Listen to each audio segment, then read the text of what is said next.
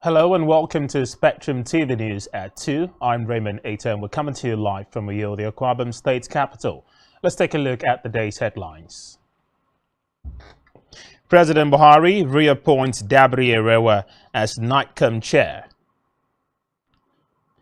FG says Egypt opens border for stranded Nigerians. Plus, Russia begins evacuating more than 200 people from Sudan. We will bring you the details of these stories and more in a moment.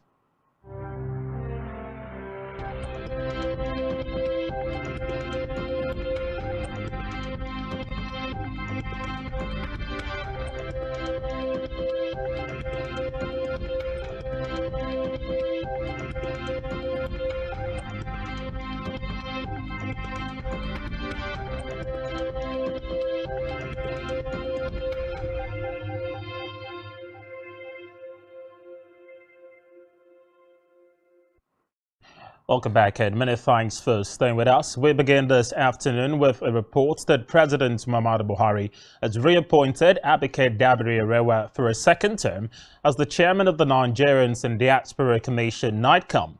But a notice of a reappointment was contained in a letter written by the president to the Senate, requesting the upper chamber to confirm her reappointment.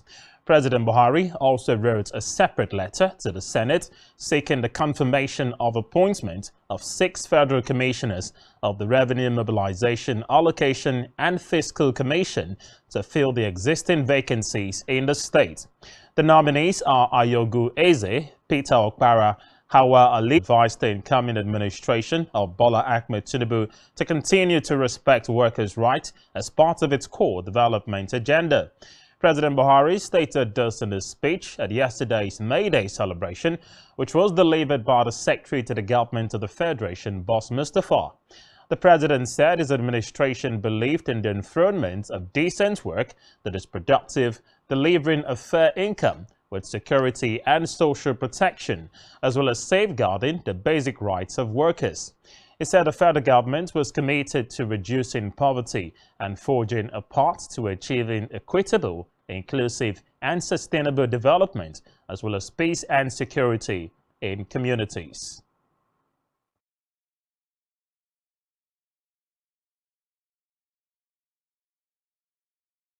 The Nigerian leaders to ensuring their safety, their security, their progress, and eventually their liberty.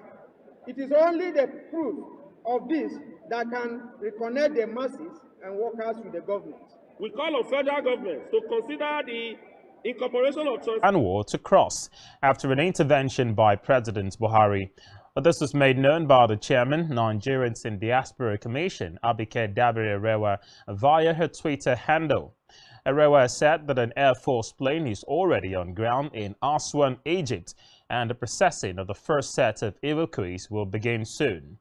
Recall that Egypt had earlier given the federal government conditions for Nigerians fleeing the Sudan war to cross its border.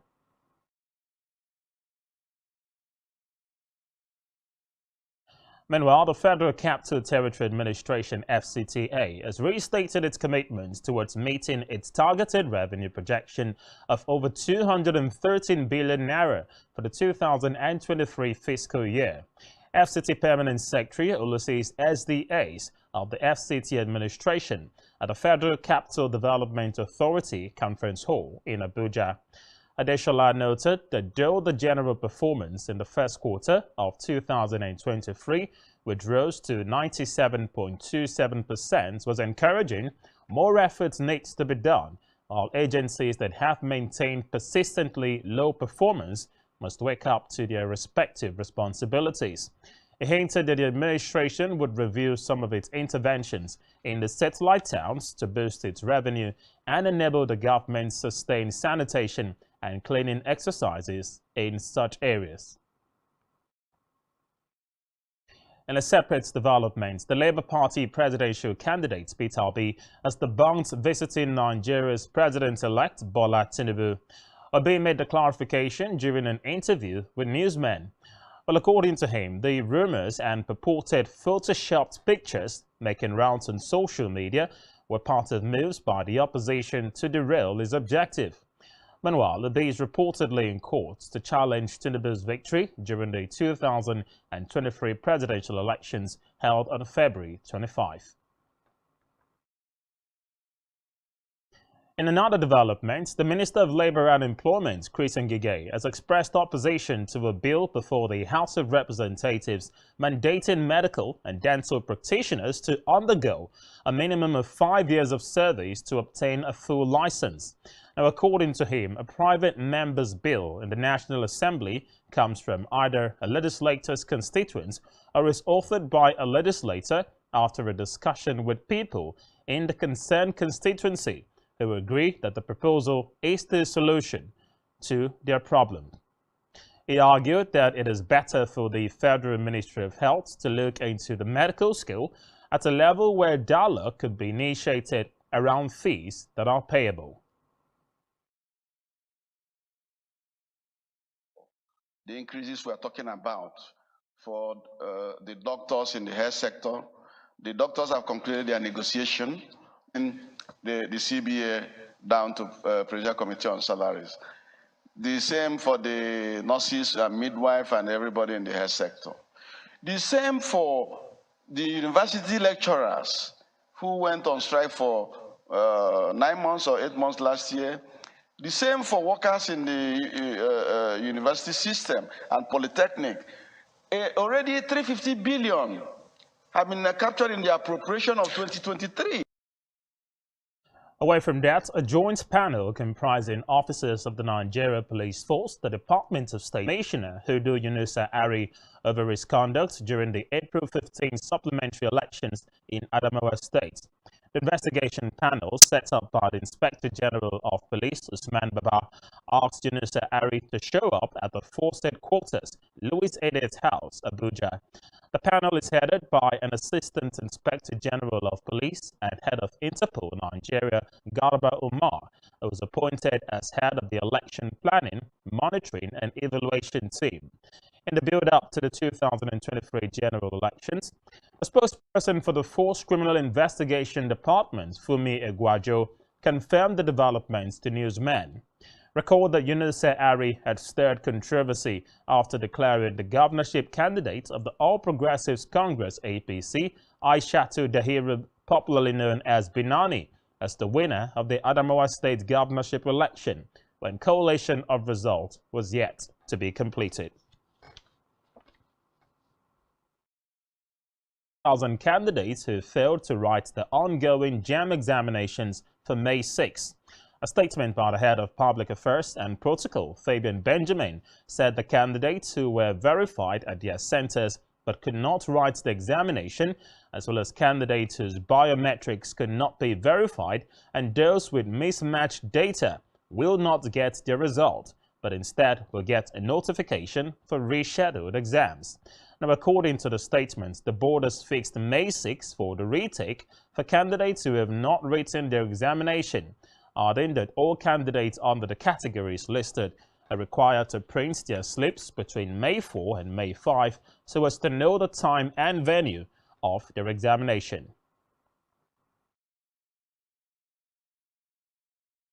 And back in the state, the Akwa Ibom State Governor Udom Emmanuel has appreciated workers in the states for their collaboration and support to his administration over the years, while reiterating his commitments to a better welfare and working conditions for the workers.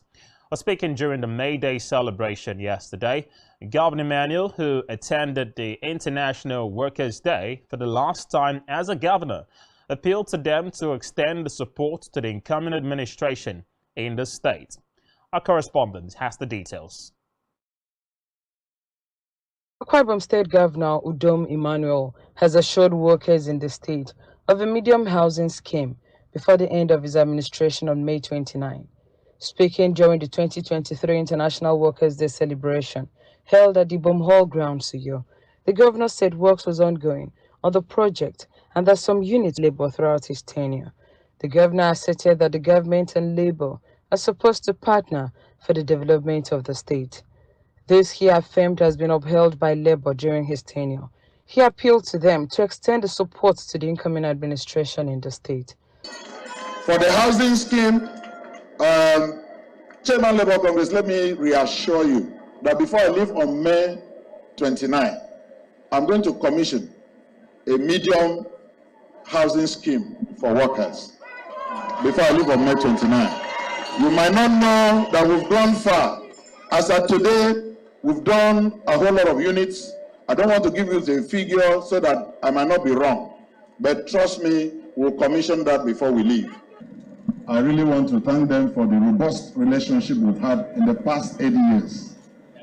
It's never been that good. I really want to thank them. And I want to assure them that we came here to serve each other. It is not better for our state. And in these past years, they've done that seriously, and I must commend them. Responding to some of the issues raised by Labour leaders, especially those affecting local government workers and primary school teachers, the governor, who enumerated most of the major interventions his government has done to ensure a better welfare for the workers, again assured that some of their prayers will be met before the end of his government. I stand by my promise that certainly I've called a special meeting on Wednesday of the ESCO members, and I'm hoping that report will be ready on Wednesday, and we'll correct those issues of the pensioners if their joint report will be ready by that Wednesday. And they promised me the report will be ready, and we'll correct it for the pensioners on Wednesday. In the past 8 years, we have been so passionate about workers' welfare. So gradually, gently, we will attend to all your prayers. Presenting a solidarity message at the event, the incoming governor, Pastor Moino, appreciated the workers for fulfilling their pledge to support his emergence in the March 18 gubernatorial election and assured them that he will keep his own part of the bargain upon assumption of office. I want to take this opportunity to thank the Nigerian Labour Congress Akwa Ibom State and the TUC Akwa Ibom State for the overwhelming support that they gave to us during the elections and making sure that we were returned as winning that election. We will keep aside of our promise. We'd like to assure you that we'll continue to build on the good work that His Excellency the Kiludom Gabriel Emmanuel has already done. We'll work with you, we'll prioritize your welfare, and we'll ensure that you continue to have a good working relationship between government and the Labour. In his address, the chairperson of the Nigerian Labour Congress Akwa Ibom State, Comrade Sonny James, appreciated the governor for his efforts in improving the working environment and meeting of several workers' demands, especially the payment of workers' entitlement. He expressed optimism that the incoming government will do more for the workers.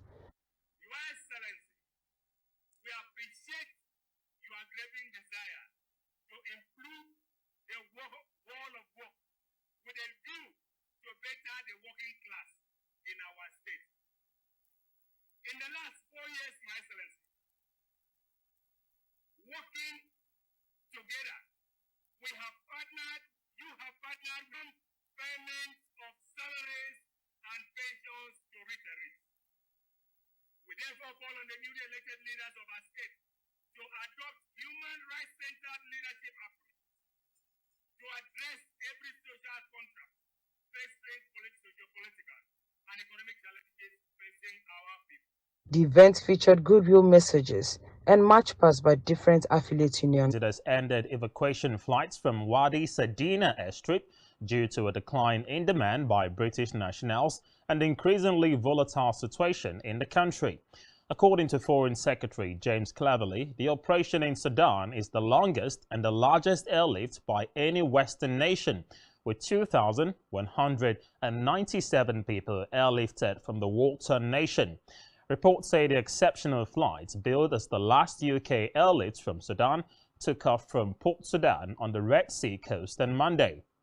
Meanwhile, the Foreign, Commonwealth and Development Office said it would release passenger numbers for the 2 latest flights today.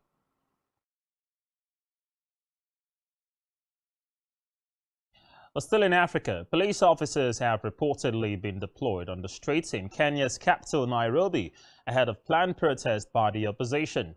Opposition leader Raila Odinga stated that protests will resume amid warnings by the authorities that they will not allow it in the interest of national security, citing violence in past demonstrations.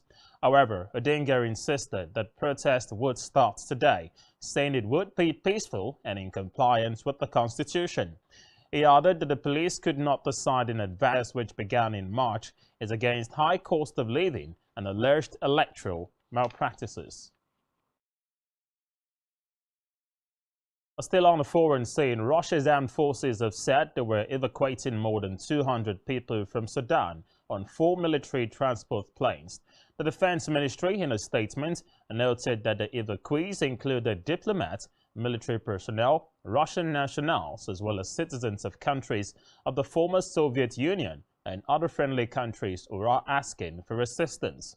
Moscow and Khartoum have good relations, as Russia's Wagner paramilitary group has been in Sudan for years and helps guard the country's gold mines. Still on the foreign scene, the United States has estimated that more than 20,000 Russian soldiers have been killed in fighting in Ukraine since December. The National Security Council spokesman John Kirby said further 80,000 people have been wounded. According to him, half of the dead are from the Wagner mercenary company who have been attacking the eastern Bakhmut city. Meanwhile, Ukrainian officials have also said they are using the battle to kill as many of Russia's troops as possible and wear down its reserves. Recall that Russia had reportedly been trying to take the small city since last year in a grinding war of attrition.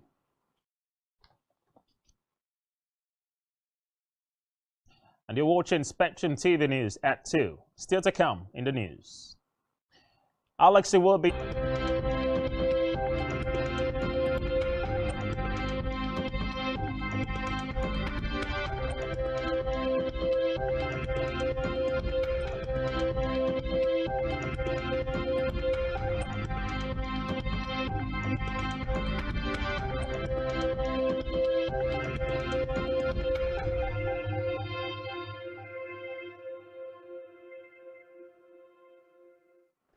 Welcome back and many thanks for staying with us. And now in the business news, the Central Bank of Nigeria, CBN, has disclosed that currency in circulation in the country stood at 2.34 trillion naira as of April 18, while speaking with newsmen, explained that currency in circulation comprises both the new and old banknotes, noting that the volume of electronic transactions had risen significantly as a result of the implementation of the cashless policy. Well, according to him, electronic transactions stood at 434 million naira in the first quarter of 2022 and went up to 7 billion between January and March 2023, representing a growth of about 984%. Still in business, the International Monetary Fund, IMF, has said Nigeria could lose an estimated $10 billion of foreign direct investment and official development assistance inflows to geopolitical tensions.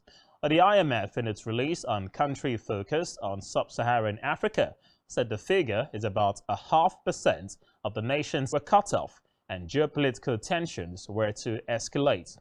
Well, the organization noted that the region's economy could experience a permanent decline of up to 4% of its gross domestic product after 10 years, adding that trade alliances with new economic partners, predominantly China, have benefited from the region. And now in health, the president of the Nigeria Association of Resident Doctors, NARD, says until medical professionals are paid decent salaries, it will be difficult for them to remain in the country. National President of NARD, Emeka Oji, disclosed this to newsmen, saying that the review of salaries of resident doctors should have taken place in 2014, with rising inflation and attendant economic shocks. It noted that doctors want an immediate increment in the Consolidated Medical Salary Structure, CONMES, to the tune of 200% of their current gross salary. The NARD president further demanded the immediate withdrawal of the bill, seeking to compel medical and dental graduates to render 5-year compulsory services in Nigeria before being granted full license to practice, adding that the government has not reached out to the association for talks despite its 2-week ultimatum, but has reportedly been issuing threats. Now recall that on April 29, 2023, NARD issued a 2-week ultimatum to the federal government to commence the implementation of all pending agreements, or the doctors will embark on a nationwide strike. Well, staying with health matters, the National Agency for Food and Drug Administration and Control (NAFDAC) has said it would commence the random sampling of Indomie noodles, including the seasoning, from the production facilities and the markets today. But this follows a release by the health officials in Malaysia and Taiwan on the recall of Indomie special chicken flavored noodles, reported to contain ethylene oxide, a flammable colorless gas with sweet odor, potentially causing cancer. Well, NAFDAC said the import Shola Adeye, in an interview with newsmen, said the agency had begun investigation. And now in sports, Nigeria international football player Alex Iwobi has scored a volley to rescue a point for Everton in a pulsating 2-2 draw against fellow relegation strugglers Leicester City at the King Power Stadium. The forward capitalized on Jordan Pickford's crucial penalty save when he stopped James Maddison from making it 3-1 just before the break. Well, the goal is the first in 7 months scored by the former Arsenal player.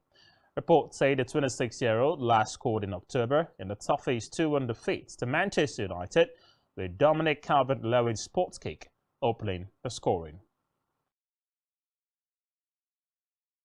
Well, still in sport, Rotherham has secured championship safety with a game to spare as Hakim Adolphin's goal proved to beat 10-man Middlesbrough at the New York Stadium. Player of the age of the box. A moment after the break, Adolphin sparked jubilation among the home supporters when he lashed a 20-yard shot into the bottom corner of the net. The result leaves Rotherham 5 points clear of the bottom 3, while third bottom reading will now need Huddersfield to lose against Sheffield United on Thursday to beat the Terriers on the final day to avoid relegation.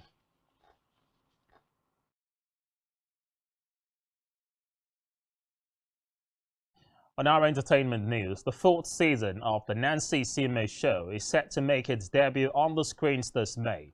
The television show, which is hosted by the award-winning TV personality and actress Nancy Sime, will premiere on May 5 on African Magic Urban, following the success of its previous seasons.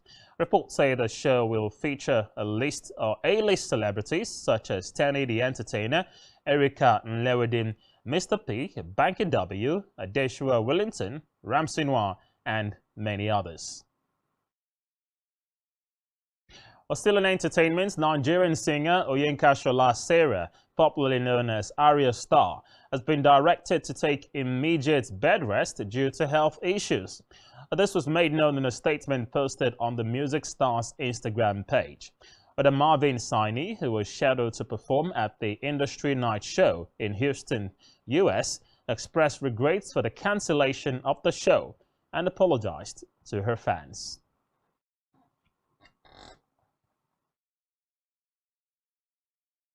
And that's all we have for you at this time. Many thanks indeed for joining us, and don't forget to follow us on all of our social media platforms, and do well to subscribe to our YouTube channel, all of which you can find on our website. Just search spectrumtv.ng. And you've been watching the news at 2. Thanks for joining us.